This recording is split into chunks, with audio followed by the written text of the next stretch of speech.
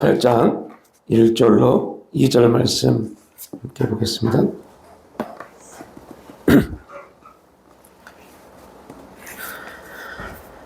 로마서 8장 1절로 2절 말씀. 우리 함께 1절 2절 합독하겠습니다. 그러므로 이제 그리스도 예수 안에 있는 자에게는 결코 정죄함이 없나니 이는 그리스도 안에 있는 생명의 성령의 법이 죄와 사망의 법에서 너를 해방하였습니다. 아멘.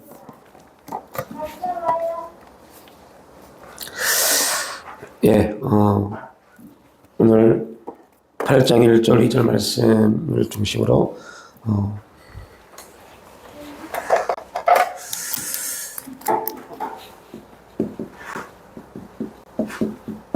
두 옷의 차이라는 주제를 가지고 함께 말씀을 나눌 텐데요. 우리가 계속 복음이라는 주제를 가지고 계속 말씀을 나누고 있습니다.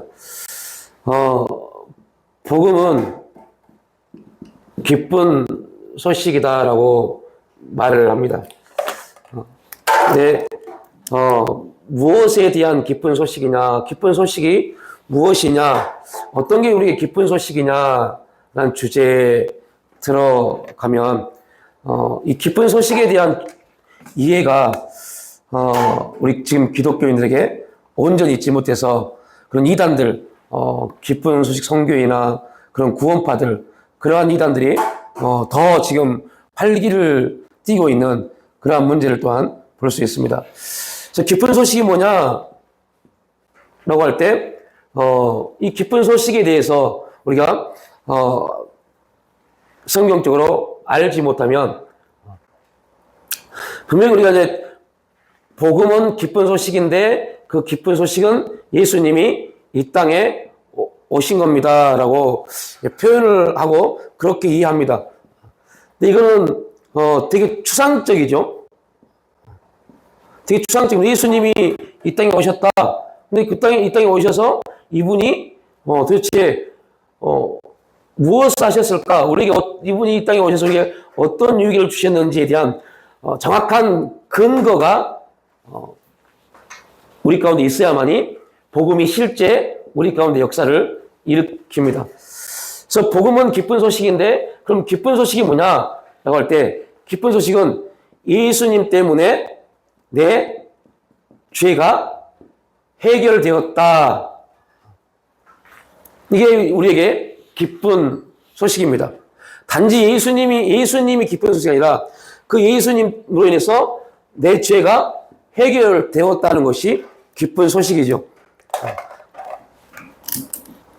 자, 이제 문제는 뭐냐면, 우리가 예수님 때문에 내 죄가 해결되었는데, 그러면 죄는 뭐냐?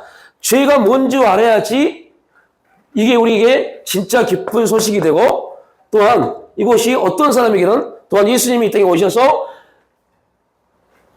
우리의 죄를 해결해 주셨는데 그 죄라는 주제 안에서 어떤 사람에게는 기쁜 소식이 되고 어떤 사람에게는 나쁜 소식이 될 수 있죠. 그 예수님이 이 땅에 오셔서 그 자체로만도 모든 세상은 그분을 통해서 그분이 이 땅에 오신 것 자체가 기쁜 소식입니다. 그런데 그 기쁜 소식이 우리에게 실제가 되기 위해서는 우리의 죄가 해결되어져야 되는데, 그래서 이 죄에 대한 이해, 이 죄에 대해서 온전한 이해를 갖지 못한 것 때문에 바리새인과 서기관들, 유대인들은 예수님의 오심이 기쁜 소식이 아니라 나쁜 소식이 됐죠.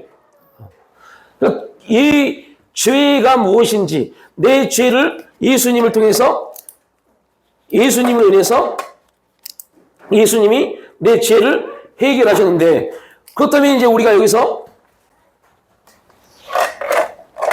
죄에 대해서 쭉 나누고 있지만, 그러면 도대체 죄는 무엇이냐?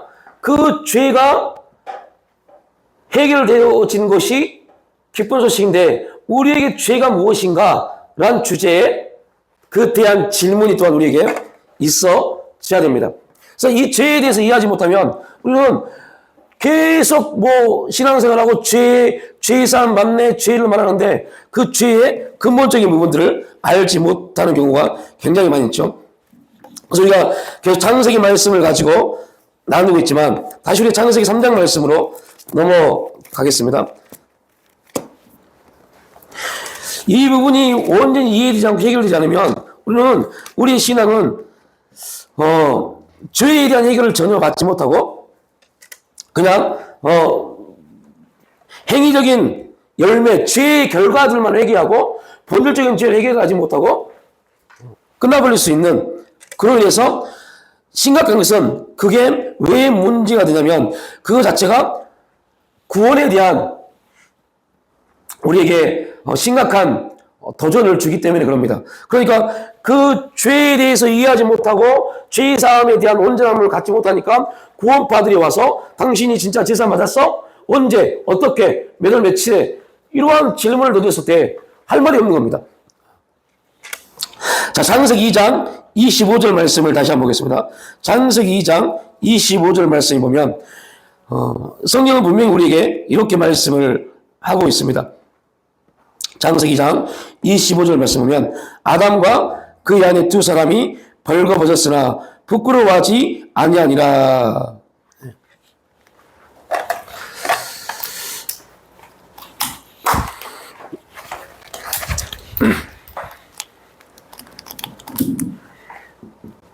창세기 2장 25절에 두 사람이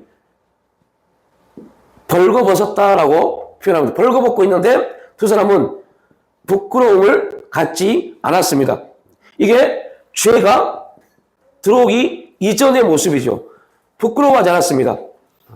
그런데 이제 어떤 일이 벌어지냐면 창세기 3장 10절 말씀으로 넘어가겠습니다.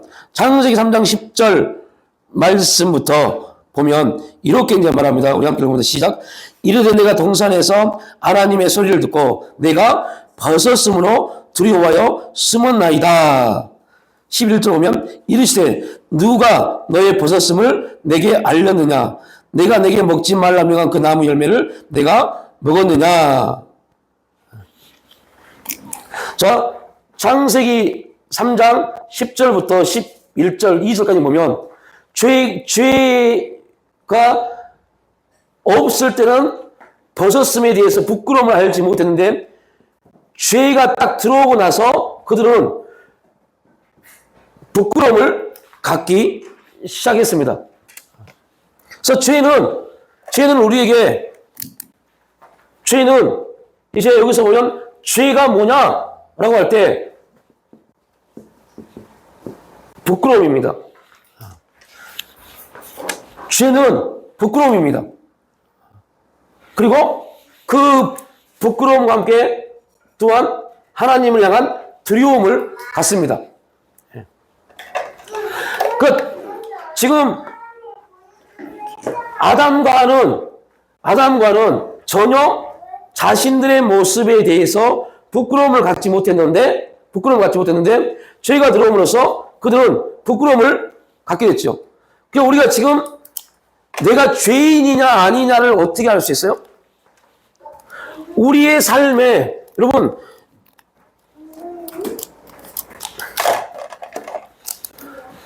우리가 삶 속에서 뭘 느끼면요? 부끄러움을 느끼면요.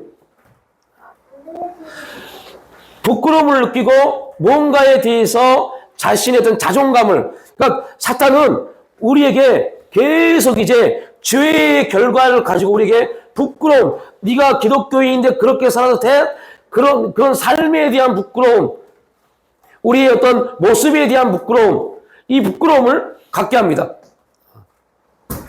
우리가 우리의 삶 속에서 세상에 대해서 우리가 나를 비춰봤을 때, 나는 예수를 믿고 열심히 신앙생활함에도 불구하고 예수 믿지 않은 친구보다, 예수 믿지 않은 어떤 사람보다 내가 내 삶이 넉넉하지 못하고 내가 좋은 걸 갖고 있지 못한 것에 대해서 부끄러움을 느낀다는 것은, 이거는 내가 지금 못했다는 거예요.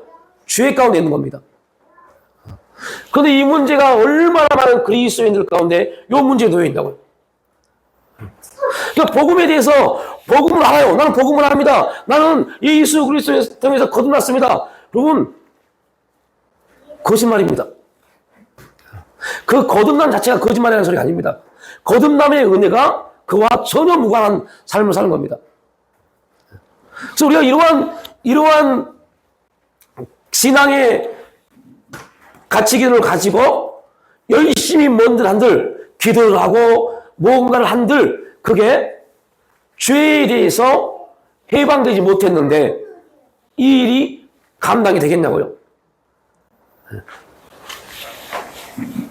사탄은 저 부끄러움과 우리의 삶에 있어서의 부끄러움과 두려움을 통해서 우리에게 어떤 일을 나타내냐면요, 우리의 자존감을 엄청나게 무너뜨려 버립니다. 여러분, 우리가 자존감이 무너지면 나타나는 현상이 상처를 받습니다. 그래서 우리가 작년에 나눴죠. 두 형제가 있었는데 큰형이 유산을 다 가져가 버렸어요. 그래서 동생이 이걸 어떻게 해결할까 고민하다가 예수님이 사람들에게, 무리에게 설교하는 모습을 보고, 야, 저분은 참 지혜롭구나.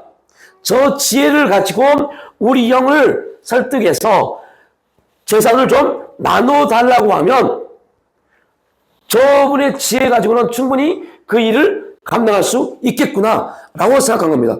여러분, 그 동생이 왜 그렇게 생각했을까요? 이건 굉장히 중요한 겁니다. 복음서를 이해하는 데 있어서 굉장히 중요합니다.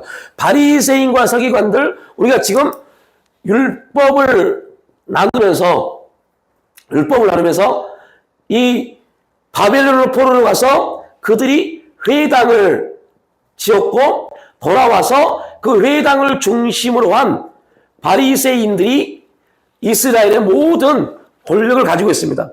그 바리새인들이 언변, 그들의 지혜를 통해서 문제를 해결합니다. 그러니까 이스라엘의 재판은 그렇게 이루어집니다. 이들의 지혜로움을 통해서요. 그러니까 바리새인들의 지혜로움보다 이 동생이 듣기에 누가 더 지혜로워요? 예수님의 설교가 훨씬 지혜로운 겁니다. 그러니까 이 동생은 얼마나 많은 사람 바리새인들을 찾아가서 이 재산의 문제에 대해서 물어봤겠어요. 그런데 해결을 전혀 받지 못했는데 예수님이 설교하는 모습을 딱 보니까 너무 지혜로워요. 저 지혜면 우리 영을 설득할 수 있겠구나 라고 해서 동생이 예수님을 찾아가서 우리 영에게 명해서 그 재산을 좀 나눠주게 해주세요 라고 말합니다. 그때 예수님이 이 동생에게 하는 말이 뭐였어요? 진짜 무서운 말입니다. 동생에게 뭐라고 말해요? 탐심을 물리치라 그럽니다. 우리가 작년에 계속 나왔던 얘기입니다. 탐심을 물리쳐라.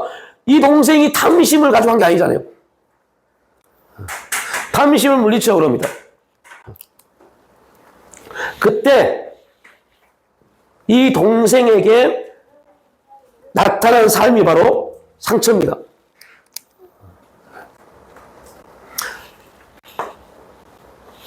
우리의 일반적 윤리적 삶에서 보면 예수님이 누구에게요? 큰형한테 가서 탐심을 물리쳐라. 너의 그 탐심이 너의 형제 간의 우정을 깨뜨렸다. 이렇게 말해야 맞아요. 동생은 예수님이 그렇게 해주기를 원했을 겁니다. 그런데 예수님은 오히려 지금 상처받고 시험 들고 손해를 봤다고 생각하는 동생에게 탐심을 물리치라고 말합니다. 완전히 우리의 생각과 반대되는 겁니다. 자, 그때 이 동생은 이미 상처를 가지고 있는 자기는 손해를 보고 있다고 생각하니까요. 나는 손해받았다. 나는 손해가 있다. 라고 생각하는 사람들 기본은 뭘 갖고 있어요? 상처를 가지고 있어요. 자기에게 손해를 준 사람에 대한 상처요. 그런데 성경은 상처받은 사람, 이게 되게 이제 우리가 이해해야 되는데 되게 힘들고 어렵고 받아들이기 힘든 건데 상처를 주는 사람보다 상처를 받은 사람에게 먼저 하나님이 말씀한다는 겁니다. 상처받은 사람이 잘못했다고 말합니다. 이게 무서운 겁니다. 복음이 이해되어지면 이게 이해되어져요. 아, 그래서 예수님이 상처에 대해 자존감에 대해서 말씀하시니까 그거구나라는 걸 이게 이해가 안 되면 이 부분이 우리의 윤리적으로 삶의 결과에서 완전히 잘못된 겁니다. 그 우리가 복음이라는 주제가 우리가 잘못 알았기 때문에 나에게 상처를 주고 나에게 손해를 주는 사람을 가지고 끝까지 이기려고 우리가 했어요. 심지어 교회에서 상처를 주고 떠난 사람들, 그들보다 우리가 더 잘 돼야 된다는 그런 잘못된 생각을 가지고 있습니다. 그 완전히 복음과 다른 건데, 그건 신앙 자체가 아닌데, 우리가 그러한 신앙생활 할 때가 너무너무 많아요. 이유는 뭐냐면 복음을 제대로 알지 못했어요. 온전히 죄를 해결하지 못하다 보니 그 죄를 해결하지 못하니까 사탄이 계속 뭘 가지고요? 부끄러움을 가지고 우리를 정지하는 겁니다. 참수하는 겁니다. 그런데 여러분들, 사탄이 이 부끄러움을 가지고 우리의 삶에 참소하는데 사탄의 모든 것은요, 거짓입니다. 사탄이 행하는 모든 것은 다 거짓입니다. 거짓이기 때문에 우리는 절대 결단코 그 부끄러움이 우리의 삶에 어떠한 지장도 주지 않습니다. 그런데 사탄은 우리에게 이 부끄러움이 우리에게 엄청난 지장을 준다고 착각을 만듭니다.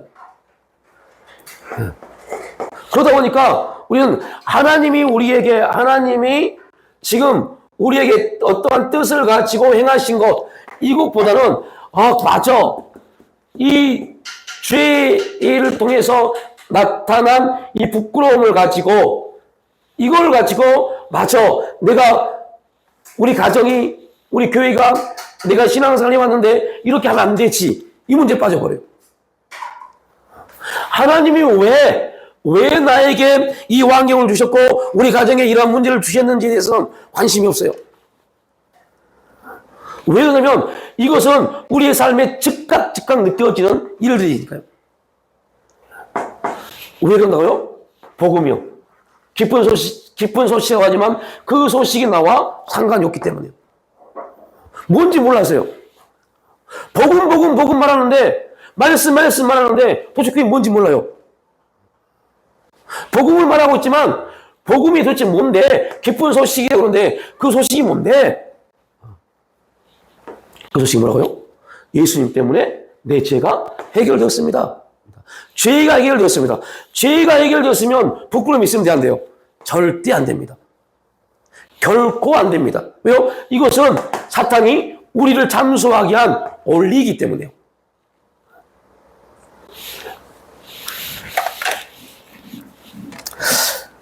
그러면 하나님은 이러한 죄 가운데 있는 우리에게 찾아오셔서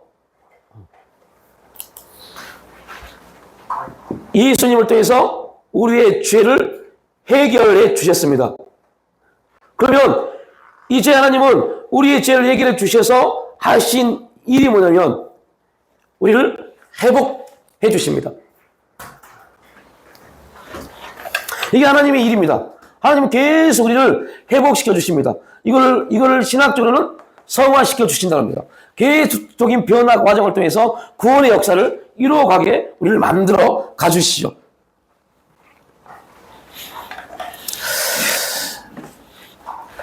자, 이 원리가 지금 우리가 함께 읽었던 로마서 8장입니다. 로마서 8장에서 사도 바울은 성령의 역사를 말을 합니다. 그래서 사도 바울이 성령의 역사를 말하는 데 있어서 왜 그가 로마서 8장 1절 2절에서 성령의 역사를 왜 말했을까요? 이걸 알아야 돼요. 왜 그러므로 하면서 그리스도 예수 안에 있는 자에게는 정죄함이 없나니 생명의 성령의 법이 이 말을 사도 바울이 한 이유가 뭔지 알아야 돼요.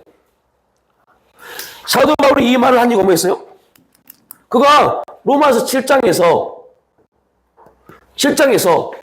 선을 행하고 싶지만 나는 선을 행하고 싶은데 나에게는 뭐가 없어요? 능력이 없습니다. 선을 행할 능력이 없음에 대해서 그러면서 사도 바울이 뭐라고 고백합니까? 오라 나는 공고한 자로다 라고 말합니다. 이 사망의 늪, 사도 바울에게 있어서 사망의 늪은 뭘까요? 사도 바울은 거듭난 사람입니다. 예수 믿고 거듭난 사람이 죄에서 해방된 사람입니다. 해방된 사람임에도 불구하고 사도 바울은 말합니다. 이 사망의 늪에서 누가 나를 건져낼 수 있을까라고 말합니다. 사도 바울이 말하는 로마서 7장에 사망이 뭔지를 이해해야 돼요. 이거를 이해하지 못하면 로마서 8장 생명의 성령법은 우리와 무관한 말씀이 되어버립니다. 이 말씀은 이 부분이 무엇인지 알아야만이 로마서 8장이 우리에게 엄청난 주제, 말씀이 될 수 있고 이 생명의 성령의 법 안에서 우리가 자유케 되었다란 말이 무슨 말인지 이해가 됩니다. 근데 이 사망이 뭔지를 이해하지 못하면 이것은 우리에게 그냥 하나의 말씀입니다. 아, 그렇구나. 사도 바울은 이랬구나. 아, 끝나버려. 우리와 무관하게. 사도 바울이 왜 사망을 고백했어요? 자기에게 뭐가 없음을요? 능력이 없음을 깨닫고요. 선을 행하고 싶은데 이 선이라는 말이 무엇이냐면 원어에서 보면 사랑입니다. 내가 사랑하고 싶은데 왜요? 그리스도인들의 최고의 덕목은 뭐예요? 사랑입니다. 내가 사랑을 하고 싶은데 사랑을 해야 되는데 사랑할 능력이 사도 바울에게는 없습니다. 없습니다.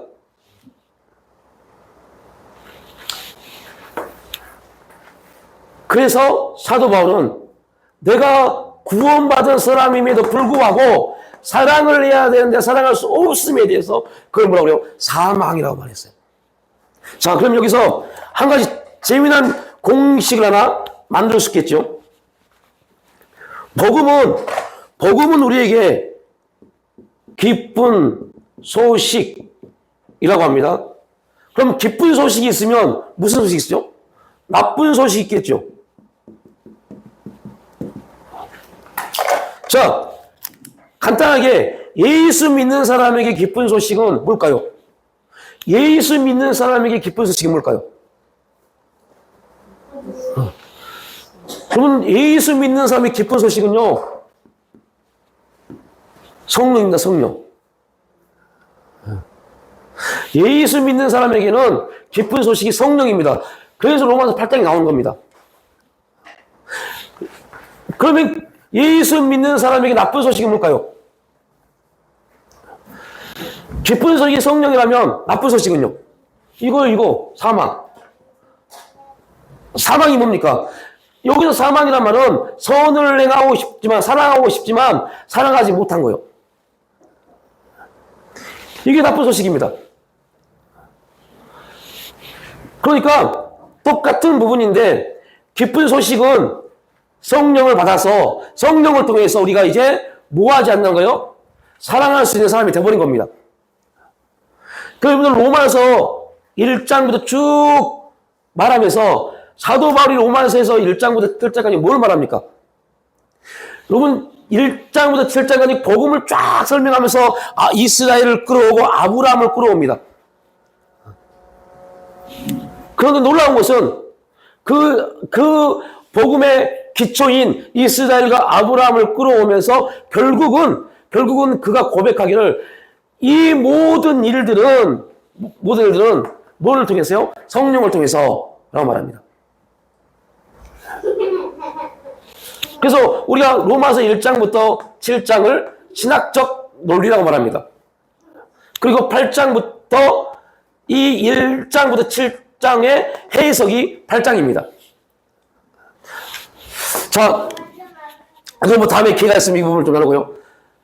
그래서 사도 바울은 내가 거듭난 내가 예수를 믿고 구원받은 내가 죄를 해결받은 내가 이제 죄를 해결받은 사람이 하는 삶이 뭡니까? 자, 창세기 3장에 우리가 10절부터 11절까지 읽었죠. 12절에는 어떤 말씀이 나오지 아세요? 12절에 어떤 말씀이 나와요? 이렇게 말합니다. 아담이 이르되 하나님이 주셔서 나와 함께 하신 여자 그가 그 나무 열매를 내게 주므로 내가 먹었나이다 라고 말합니다. 자, 이 말씀은 우리에게 굉장히 중요한 부분을 던져주죠. 아담이 죄를 짓기 전에 하와에 대해서 한 말을 생각해 보십시오. 뭐라고 말합니까? 쉽게 말하면 나의 전부입니다 말합니다. 근데 죄가 들어온 뒤로는요. 죄가 들어오기 전에는 하와를 완전히 사랑했습니다. 근데 죄가 들어오니까요. 자기의 죄를 덮기 위한 변명거리로 삼아봅니다. 저 여자, 당신이 보내준 저 여자 때문에 내가 이걸 먹었습니다. 라고 말합니다. 뭘 읽어버렸어요? 로마서 7장이 붙이면 선이요. 사랑이요. 그래서 우리가 이걸 나누기 전에 작년에 8개월 동안 나눈 얘기가 뭡니까? 순종. 그리고 신약은 뭐라고 했죠? 사랑이요. 경애를 통해서 순종이, 사랑을 통해서 순종이. 8개월 동안 그걸 나눈 얘기에 이유가 있어요. 그거를 나눴다는 것은 우리가 온전히 구약은 그걸 뭐라고 한다고요? 경애라고 표현했고 신약은요 사랑으로 표현하고 있잖아요. 우리가 하나님을 사랑하고 이웃을 사랑해야 되는데 우리에게는 죄의 결과로 인해서 사랑할 능력이 잃어버렸어요. 그래서 사탄은 이걸 알기 때문에 우리의 생각과 감정을 통해서 모든 하나님과 관계, 대인 관계에서 사랑이라는 단어를 다 없애버렸습니다. 하나님이 여러분 말라기서를 다시 한번 읽어보세요. 얼마나 기가 막힌죠. 하나님이 도대체 어떻게 우리를 사랑하셨습니까? 라고 계속 반문합니다. 그 이유는 뭐냐면 이스라엘 백성들이 뭘 잃어버렸어요? 사랑을 잃어버렸어요. 사랑이 뭔지를 몰라요. 사랑을 잃어버렸기 때문에 하나님이 사랑을 해도 그게 사랑인지 아닌지를 모릅니다. 그래서 우리가 말라기를 공부하면서 이런 말씀을 했죠. 내가 에서가 형이 아니냐. 그런데 형 에서를 버리고 야곱을 택하였다. 라고 말합니다. 이게 도대체 무슨 의미입니까? 이게 뭐 사랑과 무슨 관계가 있습니까? 그런데 이스라엘 백성들이 사랑이란 말을 했을 때 그 주제를 가지고 말씀합니다. 내가 형이 에서가 형인데 에서를 버리고 야곱을 택하였다. 이게 지금 그 당시 이스라엘 백성들에게 어떤 사랑의 이유를 줄까요?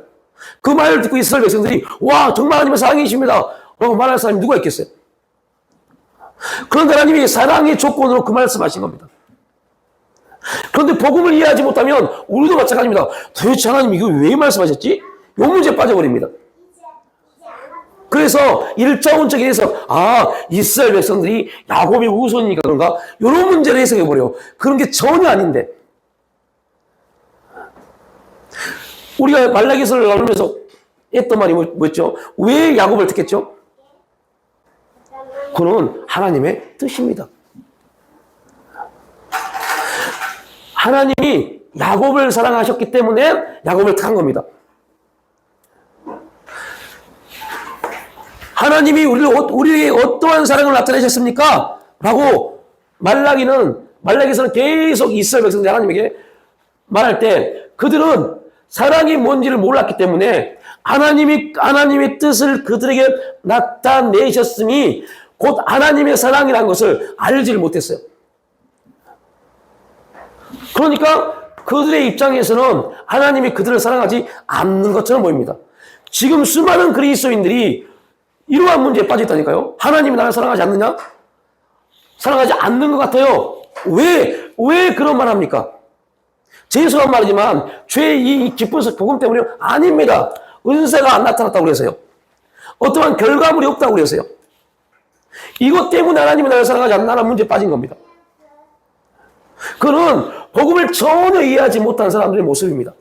복음이 뭔지 모르니까, 그 복음의 내용이 뭔지 모르니까, 복음이 1000이라고 말하면 100이라고 말하면 100의 0.0001%인 그 은사 때문에, 어떤 나타남 때문에 하나님 나를 사랑하지 않는가? 라는 문제에 빠진 겁니다.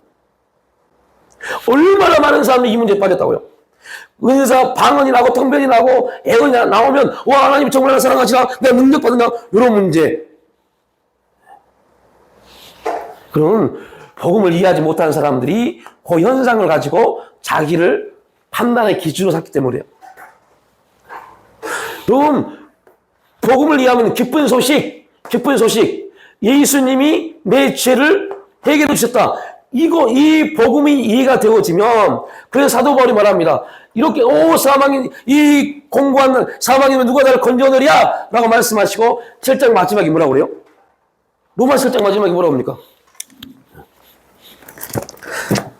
정말 기가 막힌 말씀을 하십니다. 그리고 로마서 8장에 넘어가는데요. 이 부분을 꼭 우리가 알아야 돼요. 우리 주 예수 그리스도를 말미암아 하나님께 감사하리로다. 여러분, 24절에 오라 나는 공고한 사람이다. 이 사망의 몸에서 누가 나를 건져내리야? 라고 말한 사람이 25절에 이걸 고백할 수 있을까요? 아니, 이걸 우리한테 대입시켜보자고요. 하나님이 문답도 없고 하나님 역사도 없고 아이고 나는 하나님을 사랑하지 않는 것 같다 라고 말해놓고 바로 그 다음에 우리 주 예수 그리스도를 말미암아 하나님께 감사합니다. 이렇게 말하는 사람 누가 있겠어요? 아무것도 안 되고 있는데, 기도해도 응답도 없고 막 작정 기도, 금식 기도해도 능력도 안 나타나고 그렇게 많이 방언 기도를 많이 하는데 이게 통변인지 뭔지 애언인지 뭔지 아무것도 모르겠고 그렇게 고백하다가 갑자기 하나님 감사합니다라고 말할 수 있는 사람 누가 있겠어요? 그러면서 말합니다. 우리 예수 그리스도를 말하면 하나님께 감사합니다. 그런즉 내 자신이 마음으로 하나님의 법을, 육신은 죄의 법을 섬기노라 라고 말씀합니다.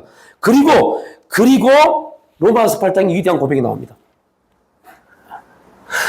오라 나는 공고한 사람이로다. 이 사망의 몸에서 누가 나를 건져내랴. 이런 고백을 했던 사람이 25절을 고백을 어떻게 하겠어요? 즉각. 이런 고백을 하고 누가 하나님 감사한 사람 누가 있어요? 그런데 25절을 고백할 수 있었던 이유가 뭐예요? 복음을 깨달았으니까요. 복음을요. 나에게 기쁜 소식, 거듭난 사람, 예수 믿는 사람에게 기쁜 소식이 뭐라고요? 예수 믿지 않는 사람에게 기쁜 소식은, 자, 먼저 이거, 예수 믿지 않는 사람에게 나쁜 소식이 뭡니까? 예수 믿지 않는 사람이 나쁜 소식이 뭐예요? 당신은 죄인이야. 죄인이기 때문에 영원한 지옥에 갈 수밖에 없어. 이게 나쁜 소식입니다. 우리가 죄인이었고 영원한 지옥에 갈 수밖에 없는 그런 나쁜 소식을 가지고 있던 우리가 예수님을 통해서 내 죄가 해결을 했고 영원한 지옥에 갈 수 있다. 이게 기쁜 소식이었어요. 이거는 거듭남에 의한 기쁜 소식입니다. 이제 우리 거듭났습니다. 여기 계신 분은 다 거듭났어요. 그리스도인입니다. 그리스도인에게 기쁜 소식은 계속 예수님이 내 죄를 해결해 주셔서 이게 아닙니다. 여기서 벗어나야죠. 이제 칭이 내가 의롭게 되었다. 거기서만 머물면 안 돼요. 계속적으로 뭐가 돼요? 성화가 돼야죠. 그게 뭐입니까? 성령입니다. 그래서 믿는 사람들에게 기쁜 소식은 성령입니다. 믿는 사람에게 복음은 성령입니다. 오늘 우리에게 기쁜 소식이 뭐라고요? 성령입니다. 그 성령께서 우리에게 오셔서 우리가 사도 바울처럼 오라 나는 공고한 자로다. 내가 열심을 냈지만 뭔가를 해보려고 하지만 정말 결단을 냈지만 아이고 내게 능력이 없고 아무것도 할 수 없네. 와 정말 내 인생이 사망 같아. 정말 내 인생이 다 무너지는 것 같아. 낙심되고 절망되고 어떻게 하지? 이게 우리 모습 24절입니다. 그런데 이 갈등, 이 사망이라는 갈등이 사도 바울 가운데 우리 가운데 딱 들어왔을 때 그때 거듭난 사람들은 한 가지 놀라운 사실을 알게 됩니다. 그게 뭐냐? 와, 그렇지. 우리가 기쁜 소식을 통해서 우리의 죄가 해결되었다면, 그렇다면 그들에게는 누가 와서요? 성령이 와서 내가 고민하는 거, 그래, 우리가 선을 행하고 싶지만 선을 행할 수 없음을 고백하는 게 뭐라고요?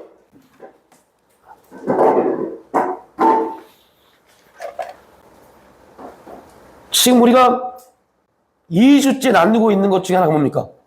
회개입니다, 회개. 우리의 능력으로, 우리의 힘으로, 나의 어떠함으로 뭔가를 이뤄보려고 했던 것들, 그것들을 다 내려놓는 겁니다. 그러니까 사도 바울이 선을 행하고 싶지만, 선을 행하고 소원은 있지만, 선을 행하고 싶은 소원은 있지만 능력은 없다 라고 고백한 게 뭡니까? 회개라니까요. 그걸 다 내려놓고 나는 아무것도 할 수 없습니다. 이거를 깨닫는 겁니다. 그리고 그거를 깨달은 사도 바울이 고백할 수 있는 게 뭐예요? 하나님 감사합니다. 나는 못하지만 하나님이 나에게 보내주신 누구를 통해서요? 성령을 통해서요. 성령을 통해서 나는 사랑을 행할 수 없지만 성령께서 나를 통해서 뭘 행하도록요? 사랑. 그래서 성령의 첫 번째 열매가 뭡니까? 사랑입니다.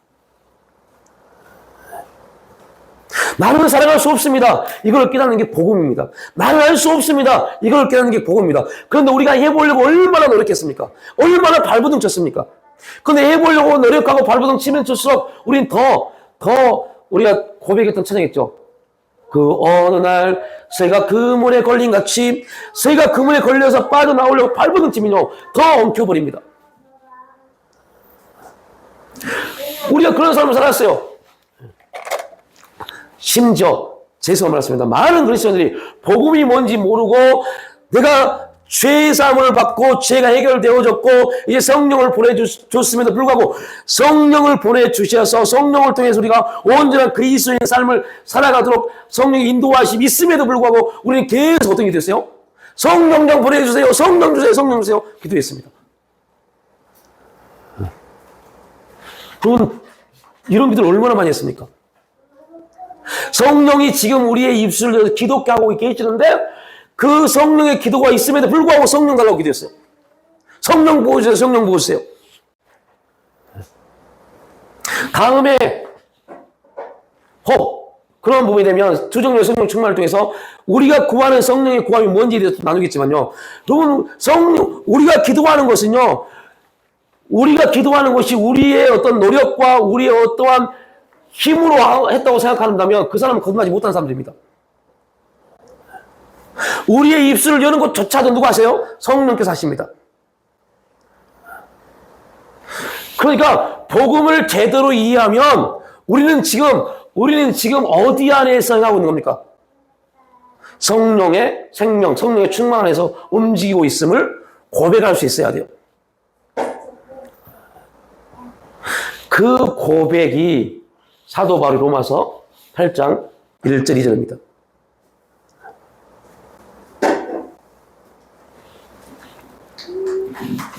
이 말씀이 얼마나 깊은지를 이해해야 돼요. 그래야만이 여러분 결코 뭐가 없답니까? 정죄함이 없다고. 정죄함이. 사단이 얼마나 많이 우리를 정죄하고 있습니까? 참수하고 있습니까?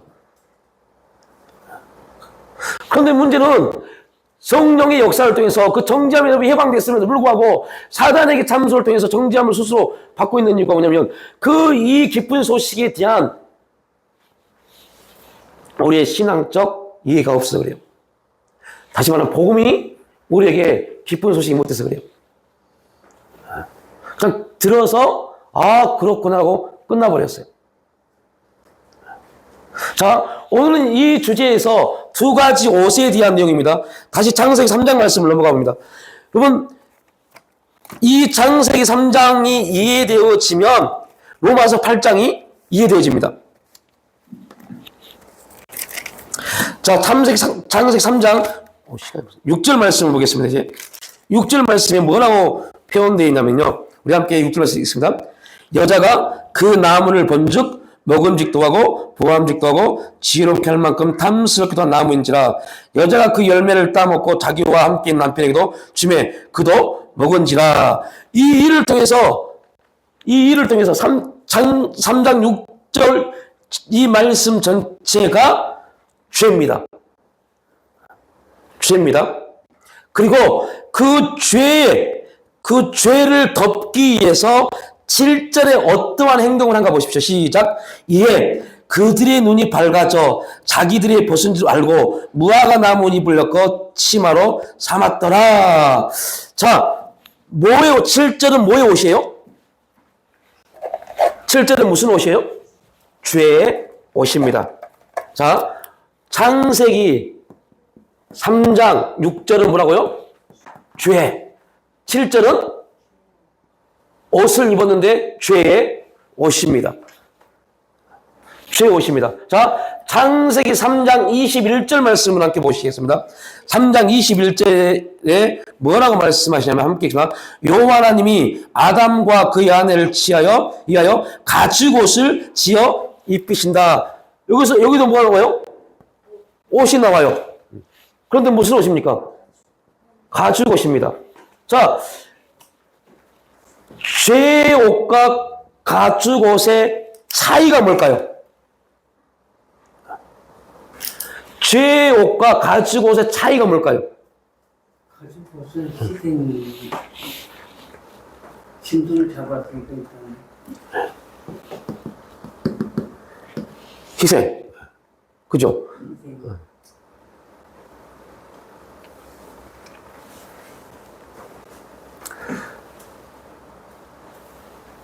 이 부분에 있어 우리가 알아야 될 기본적인 부분이 이것은 죄의 옷은 누가요? 내가. 가죽옷은 하나님이. 자, 죄가 들어와서 아담과 하와가 어떻다고 그랬죠? 부끄러워했다고 그랬죠? 부끄러워했다고 그랬죠? 그 부끄러움을 가리려고 그들이 옷을 입혔습니다. 여러분, 이 세상의 삶의 기준은 뭡니까? 부끄러움을 가리려고 얼마나 많은 노력과 열심을 갖습니까? 그리스도인들까지도 주와 및 복음을 위해서 열심히 일하고 돈을 버는 게 아닙니다. 심지어는요. 그렇게 열심히 돈을 벌고 사는 이유가 뭐예요? 죄송한 말이지만 납니다. 나를 위한 삶입니다. 자기를 가리우려고요. 이 삶은 하나님이 다 풀어버립니다. 잠깐은, 그죠? 무화과 나무 잎을 따서 잠깐은 가릴 수 있어요. 그죠? 그러나 시간이 지나니까 나뭇잎 보여? 말라 삐뚤어져 버려요. 내 열심과 노력으로 잠깐 이 세상을 향해서 나를 가리울 수 있어요. 그러나 내가 만든 모든 것은 다 죽고 썩습니다. 오히려 그것이 더 나를 부끄럽게 만들어버립니다. 두렵게 만들어버립니다. 자, 부끄러움과 두려움입니다. 자, 처음에는 뭐 하기 위해서 열심을 내요? 내 부끄러움을 가리기 위해서요. 그런데 열심을 내도 부끄러움을 가릴 수 없어요. 없어요. 그러니까 뭐요? 두려워지는 겁니다. 이렇게 살아서 안 되겠구나. 더 열심히 살아야 되겠구나. 더 열심히 살아야 되겠구나. 결코 그들은요, 가릴 수도 없고, 두려움에서 해방될 수도 없습니다. 이유는 하나님이 입혀주지 아니하시면 결단코 내가 만든 옷은 아담이 하와가 만든 무화과 나무 잎 옷은 순간은 가릴 수 있지만 오히려 더 두려움의 문제로 다가와 버립니다. 두 옷의 차이, 그 차이의 기본은 내가 만들었냐 하나님이 만들었냐의 차이입니다. 자, 로마서 7장에서 사도 바울이 내가 선을 행하고 싶은 소원이 있는데 나에게는 뭐가 없다? 능력이 없다. 이겁니다. 내가 열심히 하려고 그랬어. 내가 진짜 열심히 하려고 그랬어. 정말 더 열심히 했어. 그런데 아이고 나 공부하는 자보다 열심히 해도 끝도 없네. 안 되네. 이거를 빨리 깨달은 사람들이 성령 앞에 무릎 꿇습니다. 이게 복음입니다. 하나님이 네가 백날 해봐라. 그래 바울아, 네가 백날 사랑을 해보려고 해봐라. 선을 행하려고 해봐라. 안 되는 거야. 왜 안 되느냐? 너는 그를 할 능력이 없기 때문에. 내가 너에게 그 능력을 준 적이 없어. 하나님이 우리에게 우리의 열심과 노력을 통해서 우리의 부끄러움과 두려움을 가질 수 있는 능력을 준 적이 없습니다. 그런데 우리는 있다고 착각합니다. 그것마저 착각하지 않으면 우리 인생이 엉망이 될 것 같아요. 죄송한 말이지만요. 엉망이 될 것 같아요.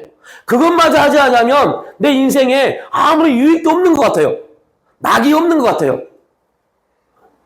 그래서 그리스도인들도 그렇게 살아갑니다. 하나님 말씀합니다. 아니야. 그걸 딱 깨달았던 바울이 하나님께 감사합니다. 이유는 생명의 성령의 법을 통해서 이 일을 행할 수 있게 만드셨으니까요. 그리고 1절, 2절이 딱 끝나고 나서요, 이 말씀 나와야 나와요? 전혀 안 나와요. 뭐만 나옵니까? 육신의 일은 하나님을, 영의 일은 이것만 나와요. 8장이에요. 성령이 어떻게 해서 우리를 인도하시고, 이 말 나오지 않습니다. 왜 그럴까요? 그게 성령, 기쁜 소식, 성령 받은 사람들의 일에 대해서 말하고 있기 때문에. 자,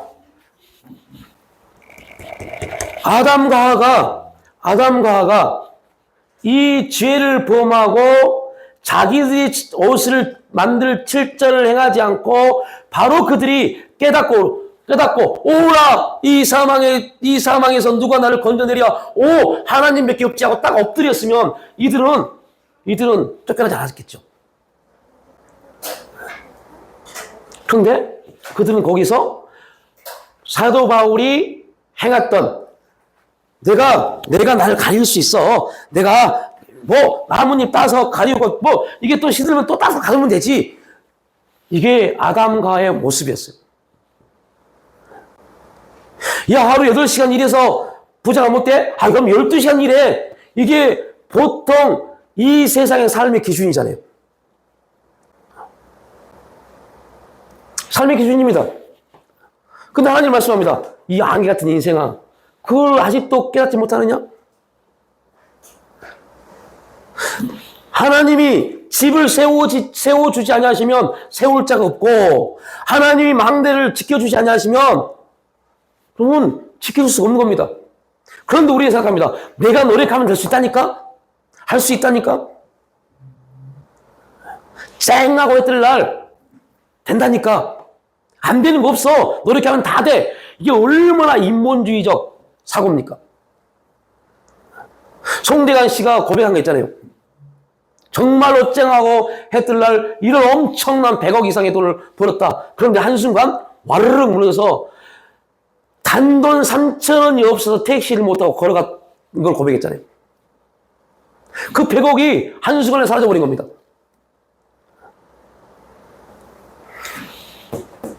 그럼 저 어디 모교에서 간증을 하자니까요?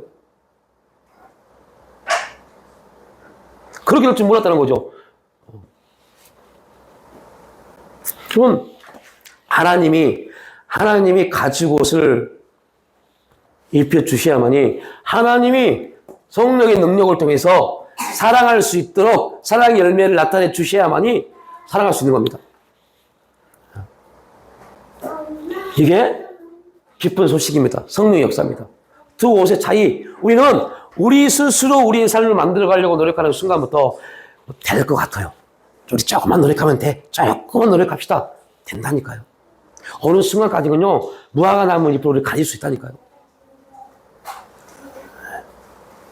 근데 무화과 나무 잎은 성경의 전반적인 쫙 살펴보십시오. 인간이 어떠함을 놓고 말할 때는요, 하루도 말하지 않습니다. 그죠? 우리가 작년에 야고보서 나누면서 뭐라 했습니까? 야, 내가 저 멀리 도시 가서 돈을 많이 벌고 와야지 했더니 야고보서 뭐랍니까? 잠깐 피었다가 진 안개 같은 인생아. 잠깐 4시간짜리 인생입니다. 안개 같은 인생. 무화과 나뭇잎, 이거 얼마나 갈까요? 하루 못 갑니다. 예수님도 뭐라 합니까? 네가 열심히 해서 곡관을 지어서 못 잔다고? 오늘 밤 네 영혼 채가면 그게 누구 것이는데? 라고 말씀합니다. 그러니까 이 모든 것들이 왜 그런다고요? 복음을 이해하지 못하니까요. 복음이 무언지를 온전히 이해하지 못하니까 결국은 또 다시 돌아온 겁니다. 아담과 하와처럼요. 이거를 우리가 지금 나눈 얘기로 살펴보면 이게 뭡니까? 율법이요. 율법입니다. 그래서 율법으로는 뭐 하지 못해요? 의로운 자가 될 수 없어요. 자, 그러면 이제 결론이, 오늘 말씀의 결론입니다. 하나님이 이스라엘 백성들에게 율법을 주실 때는 이스라엘 백성들에게 이게 뭐였어요? 기쁜 소식이었어요. 기쁜 소식이었어요. 우와, 우리 백성, 이스라엘에게만 주신 하나님의 법, 기쁜 소식이었어요. 그런데 왜 이 기쁜 소식이 나쁜 소식이 됐을까요? 기쁜 소식이 나쁜 소식이 된 이유가 뭘까요? 이스라엘 백성들에게 준 율법이 이스라엘 백성들을 예수 못 믿게 만들었잖아요. 그러면 율법은 이스라엘 백성들에게 기쁜 소식이었다 나쁜 소식이 되어버렸어요. 이유는 율법을 통해서 그들이 율법의 의미를 깨달아야 되는데 율법을 통해서 자신들의 뭐를 못 깨달았어요? 연약함과 죄인이람을 깨닫지 못하고 오히려 나는 뭐다? 의롭다 그랬어요. 바리새인들이 우리 율법을 가진 의로운 자라고 말했어요. 그래서 그들은 율법이 뭐가 돼요? 나쁜 소식이 됐어요. 그리고 그 나쁜 소식 때문에 그 율법보다 더 좋은 소식을 우리에게 주신 게 복음입니다.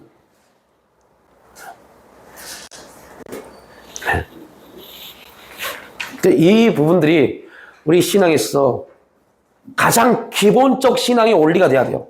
이 부분이 우리 신앙 기본 바탕이 되어져야만이 그 다음에 그 복음이라는, 그래서 예수님이 이제 마지막 말씀을 나누면 예수님이 베드로가 야, 사람들이 나를 누구라 하더냐? 쭉 말할 때, 그러면 너희는 나를 누구라 하냐?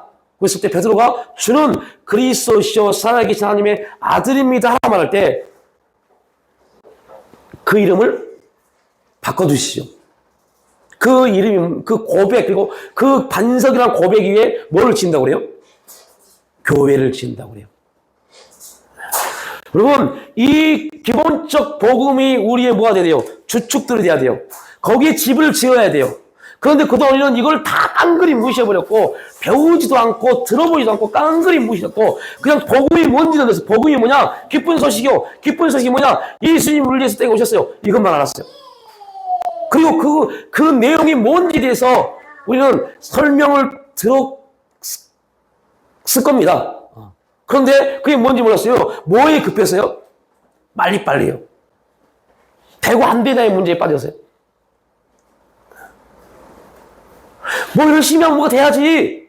거기에 문제에 빠졌어요. 이게 저는 한국 교회를 무너뜨리는 사탄의 참소라고 생각해요. 심각해질 거라고 봅니다. 앞으로 한국교회가 복음으로 다시 세우지 않으면 엄청난 문제들이 와르르 무너지는 일들이 나타날 거라고 봅니다. 그 첫 번째 원리가요. 여러분, 전 정부 욕하지 마십시오. 기독교 목회나 기독교인의 잘못돼서 나타난 겁니다. 목사들이 청와대 가가지고 과학적으로 뭐 어쩌다 말하니까 말 한마디 못한 목사들, 그게 우리의 복음의 현 추세였어요. 당연히 대통령 그렇게 말할 수 있죠. 과학적으로 입증할 수 있냐? 말할 수 있죠. 그런데 거기에 대해서 어떠한 우리나라 대교회 목사님 중 한 분도 아닙니다! 라고 말하는 사람이 없었어요. 왜 그럴까요? 그들이 복음을 몰랐어요? 알았겠죠. 복음이 뭔지 알았겠죠. 그럼에도 불구하고 그거에 대한 확신이 그들을 주장하지 못했다고 봅니다. 한마디 말하지 못하고 나왔어요. 그리고 뒤에서 이 정부가 교회를 핍박하는 이 문제에 빠졌어요. 만약에 그때 그 청와대에서 한 분의 목사님이라도 믿음에 대해서 복음에 설파했다면 한국에 그때 완전히 그때 바뀌어버렸을 겁니다. 말하지 못했어요. 지금도 마찬가지입니다. 지금도 사탄이 말합니다. 야, 네가 열심히 해야 된다니까. 너 열심히 하면 될 수 있어. 열심히 하면 될 수 있고. 야, 8시간 일해서 어떻게 해? 10시간, 12시간 일해야지. 일 한 가지 하면 어떻게 해? 3가지, 4가지 알바하고 막 계획 투잡하고 쓰리잡해서 네 한날 개척해야지. 네가 열심히 하면 다 돼. 요거를 계속 우리를 참수합니다. 그리고 우리가 세상의 소리들을 듣다 보면 그게 맞아요. 하나님 말씀합니다. 누가 너에게 부끄러움을 알게 해서 그 무화과 나무 잎으로 그 한낮 하루 지나면 썩고 사그라들 무화과 나무 잎으로 너의 부끄러움을 가리게 했느냐? 나는 너에게 그거를 준 적이 없는데. 복음이 들어오면 우리는 담대해집니다. 담대해집니다. 그 은혜가 주님의 이름, 우리 삶 가운데 이루어지기를 주님의 이름으로 축복합니다. 하나님 아버지 감사합니다. 복음에 대한 부분을 우리 함께 계속 나누고 있습니다.